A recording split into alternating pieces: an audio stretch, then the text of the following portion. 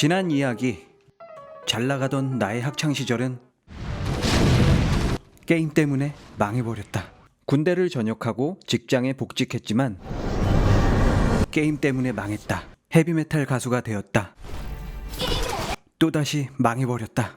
강아지들과 자전거 여행을 떠났다. 졸았니? 챕터 1 전원일기. 이 세상에 내 것이란 하나도 없다. 다만 잠시 빌려 쓰다 떠날 뿐이다.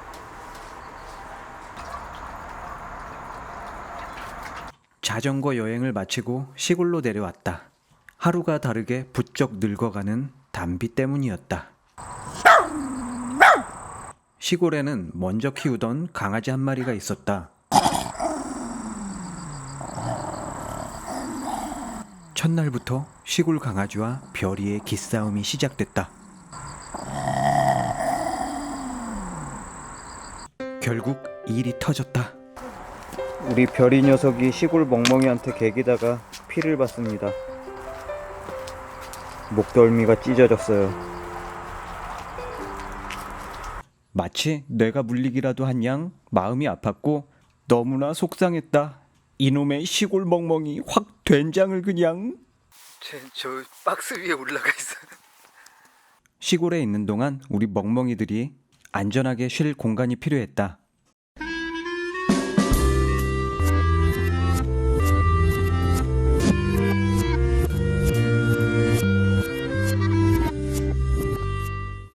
시골에서의 삶은 단순했다. 언제나 일한 만큼의 대가가 돌아왔다. 사과를 오늘 제가 많이 한번 따볼게요. 이렇게 위로 올려주면 톡 하고 따져요. 사과를 이만큼이나 땄어요. 사과 포장 작업을 합니다. 수확한 사과들은 바로바로 팔려나갔다. 너가 어제 우리 별이를 꽉 깨물었지? 순식간에 하루해가 저물었고 다음 날은 또 다른 일이 내 앞에 펼쳐졌다. 9마리? 아니 형님, 장터에 나가 병아리도 샀다. 이 녀석들이 다 자라고 나면 맛있는 달걀을 먹을 수 있을 것이다. 그러는 사이 담비는 나날이 초췌해져 갔고 눈도 멀고 귀도 잘 들리지 않았다. 그리고 어느 날 우리 담비는 처음으로 내게 죽음을 알려준 담비는 머나먼 곳으로 여행을 떠났다.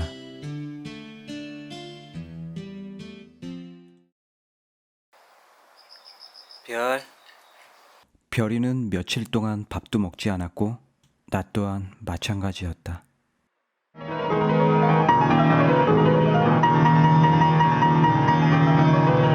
나는 자전거를 타고 목적지도 없이 뛰쳐나갔다.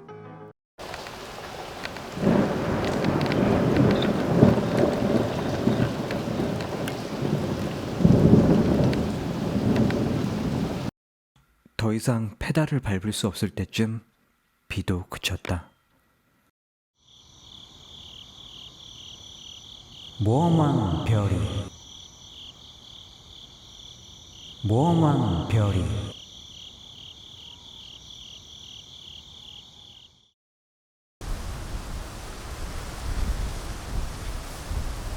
그러는 사이 세상은 어느덧 붉게 물들었습니다. 이내 짙은 어둠이 내려앉았죠. 세상은 아무 일 없다는 듯 평화로웠지만 나의 마음은 너무나 고통스러웠습니다.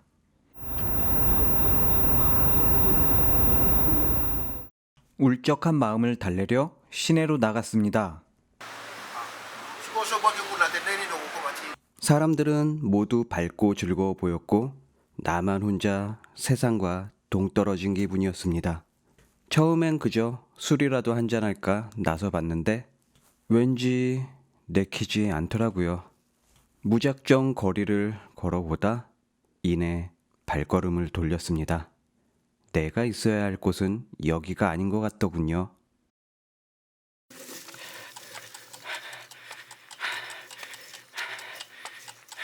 정처 없이 달리다 보니 어느덧 남산 옛길에 도착했습니다.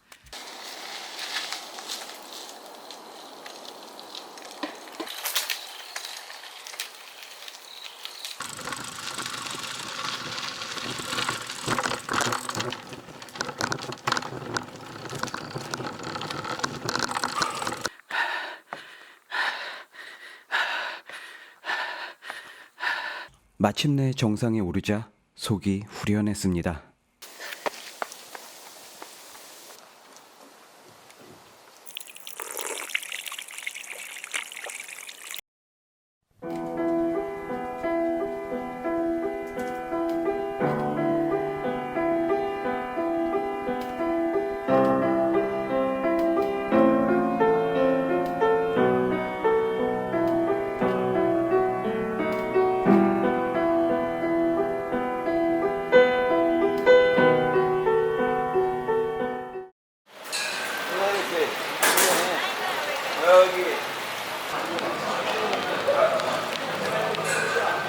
또다시 비가 쏟아집니다.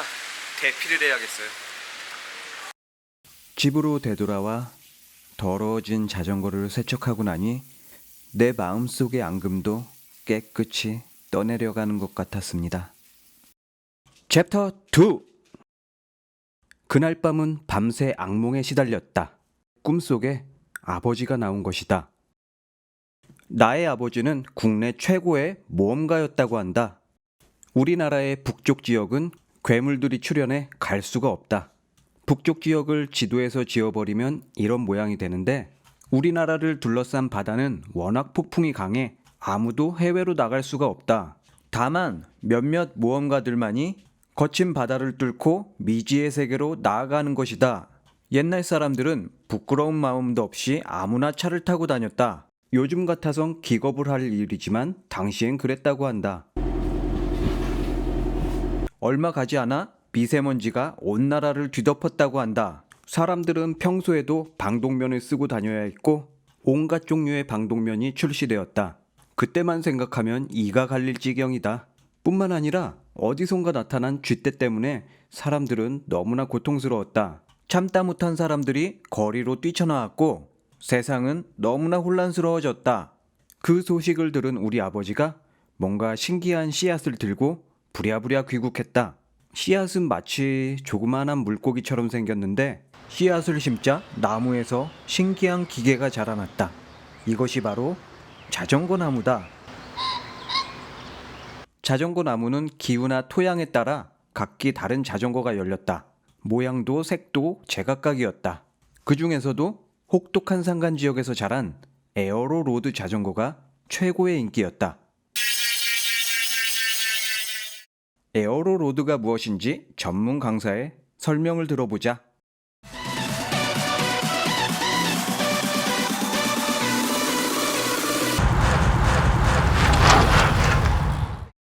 더 공기가 원활하게 흘러가게끔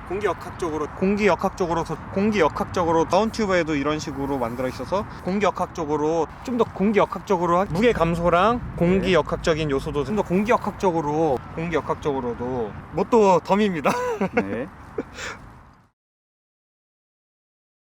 중요한 건 사람들이 자전거를 타고부터 쥐떼도 미세먼지도 모두 사라졌다는 것이다. 이때의 공로를 인정받아 우리 아버지는 최고의 모험가상을 받으셨다고 한다. 사실 내가 아버지를 본 건 단 한 번뿐이었다. 어느 날 학교를 마치고 집으로 돌아오는데 평소와는 다르게 집 주변을 군인들이 에워싸고 있었다. 그리고 어디선가 불쾌한 숨소리가 들리며 비극이 시작됐다.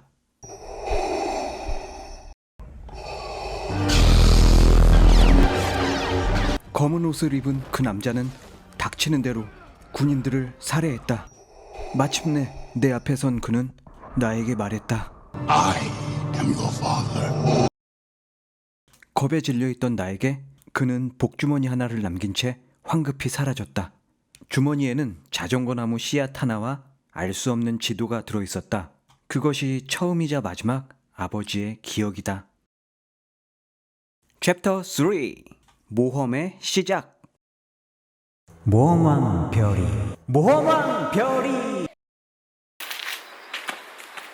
담비를 가슴에 묻은 나는 열심히 일했다. 조금 지나니 마을 이장님께서 집도 한 채 내주셨다. 옛부터 사마귀가 많이 나온다고 해서 사마귀 집이라 불리던 곳이다. 이사하는 날은 사마귀가 알을 낳는데 마을 주민들께서는 그게 길조라며 너무나 좋아하셨다. 지천으로 널려 있습니다. 깻잎이 이렇게나 엄청나게 큰 호박이 있는데, 어휴, 복숭아 엄청 많았는데.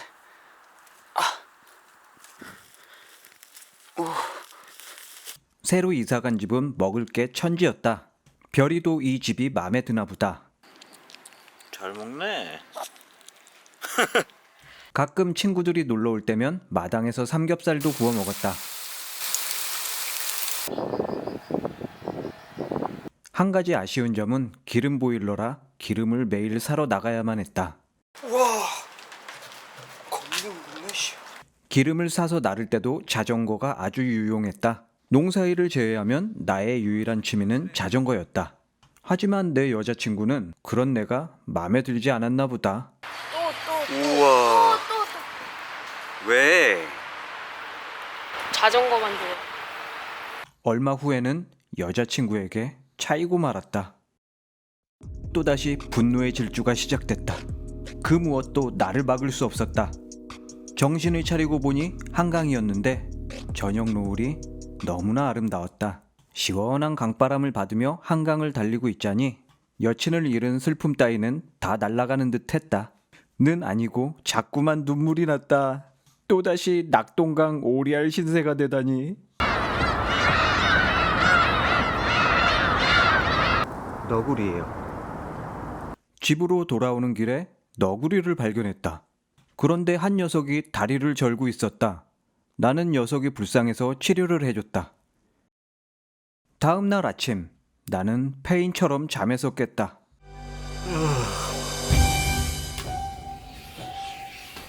She's gone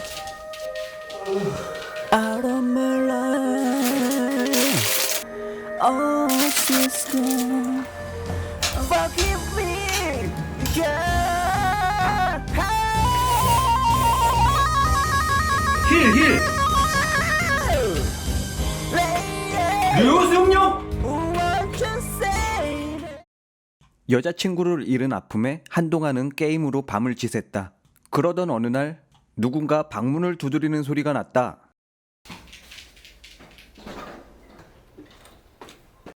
밖으로 나가봤지만 아무도 보이지 않았다. 무심코 앞마당을 보니 개판이었다.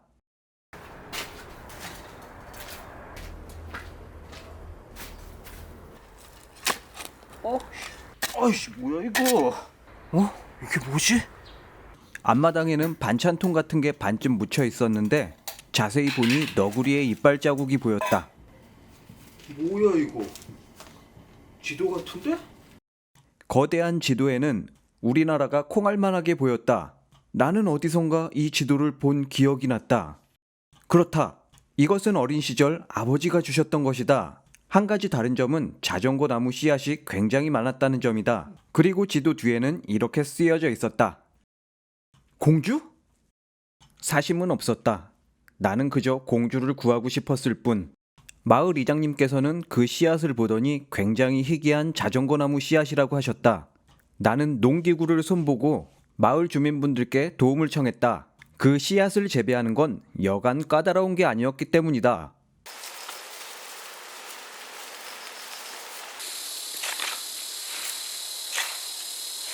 기계를 다 튕겨가지고 그냥. 사랑과 정성으로 밭을 가꿨고 이윽고 싹이 돋아나나 싶더니 무럭무럭 자라기 시작했다. 밭일이 매우 힘들었지만 공주를 생각하면 힘이 절로 났다. 개 풀 뜯어먹는 소리. 마침내 수확의 계절이 다가왔다. 놀랍게도 밭에서는 자전거 여행 장비가 열려 있었다. 그 중에서도 가장 큰 나무에서는 놀랍게도 오, 무선 변속기가 열려 있었다. 나는 장비들을 모두 수확한 후 국내 최고의 대장간으로 갔다. 그리곤 자전거를 조립하기 시작했다.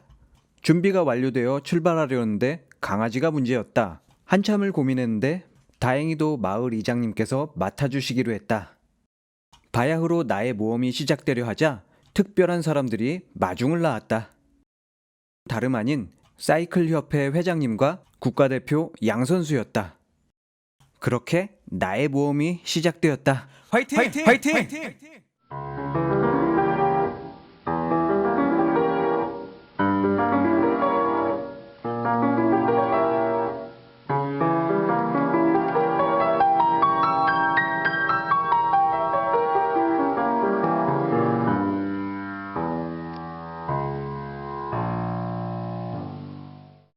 나의 일기.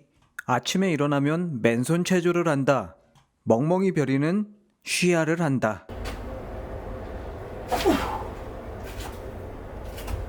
맨손 체조가 끝나면 무공을 연마한다. 그리고 다음 순서는 별이랑 놀아주기. 언제나 마지막은 러닝이다. 밥을 먹으며 영어 공부를 한다. 밥을 먹고 곧바로 아침 편집을 시작한다. 점심에는 돗자리를 깔아놓고 운동을 한다. 날씨가 좋을 때는 홀딱 벗고 일광욕을 한다. 마무리는 역시 러닝이다. 그리고 곧바로 오후 편집에 들어간다. 배가 고플 때쯤 아침에 남긴 음식으로 점심을 먹는다. 접시를 치우고 다시 편집을 한다. 저녁이 올 때까지 계속해서 편집을 한다. 어두워질 때쯤 나와서 운동을 시작한다. 마찬가지로 조깅 후에는 무공을 연마한다. 그리고는 별이와 놀아준다. 잠들기 전까지 영상 편집을 한다. 저는 요즘 개미들과 전쟁을 벌이고 있습니다. 이 시멘트 바닥을 뚫고 나오더라고요. 개 급수를 해주고 있습니다. 다른 곳으로 가라고. 이런 시골집이 벌집이 많이 생겨요. 작년 가을에 집 대문에 사마귀가 알을 낳았어요. 아직도 새끼 사마귀는 나타나질 않는다는 이야기.